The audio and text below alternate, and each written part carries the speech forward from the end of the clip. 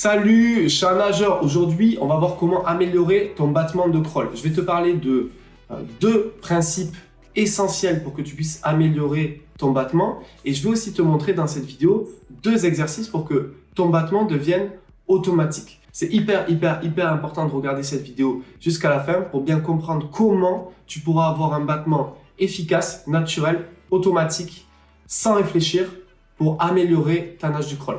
N'hésite pas à t'abonner, à mettre un pouce bleu pour retrouver toutes nos prochaines vidéos. Comment ne plus être épuisé quand on fait son battement de jambes en crawl?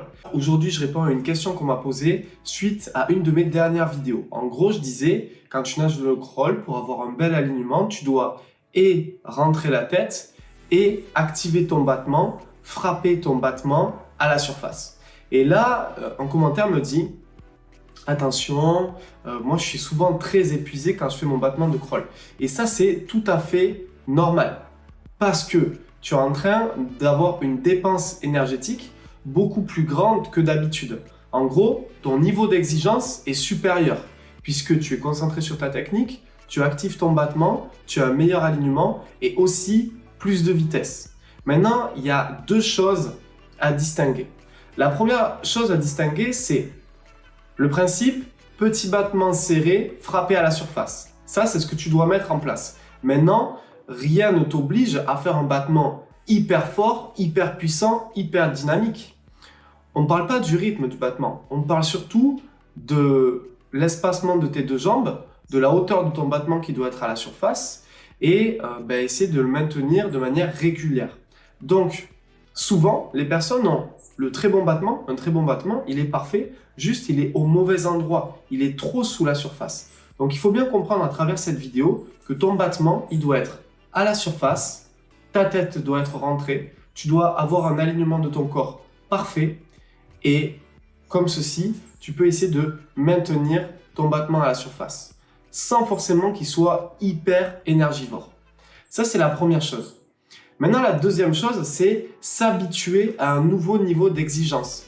Si tu as des objectifs en crawl comme mieux nager techniquement ou être à la recherche de meilleurs chronos, je ne sais pas, sur ton triathlon, sur tes compétitions ou à l'entraînement, ou même si tu as envie de tout simplement nager plus longtemps sans t'épuiser et avec une meilleure allure, mais il va falloir de toute façon que tu actives ton battement.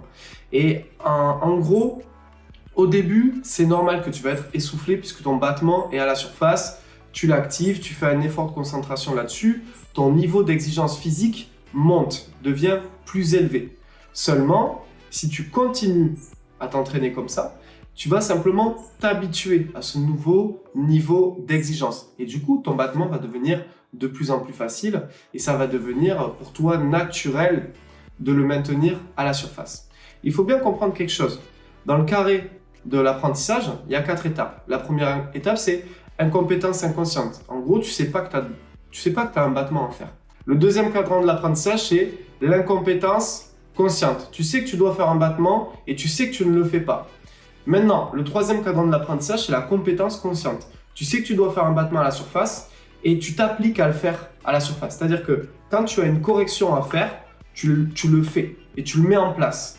Et c'est en ça, c'est quand tu te situes dans ce cadran de l'apprentissage-là, compétence consciente, que tu es en train de corriger une erreur, que ça devient plus dur au niveau physique, au niveau de ton cardio, au niveau de ton souffle, etc. Pourtant, c'est essentiel de passer du temps dans cette correction pour que tu puisses atteindre le quatrième carré du cadran de l'apprentissage. Le quatrième carré, c'est compétence inconsciente, c'est-à-dire que tu fais ton battement à la surface sans avoir besoin d'y penser. Et pour arriver là, il faut simplement répéter les bonnes choses. Maintenant, pour avoir un bon battement à la surface, il y a deux solutions.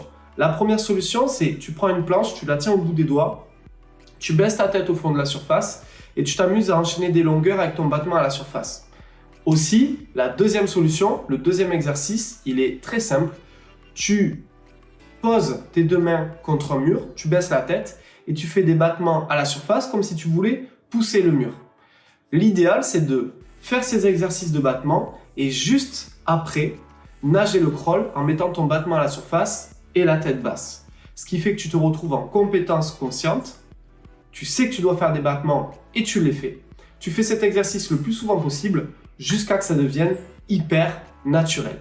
Voilà, j'espère que cette vidéo t'a plu. Si toi aussi tu veux que je réponde à tes commentaires en vidéo, n'hésite pas à me laisser toutes tes suggestions dans l'espace commentaire. Je traite les sujets de ton choix. Tu peux me parler du crawl ou des autres nages.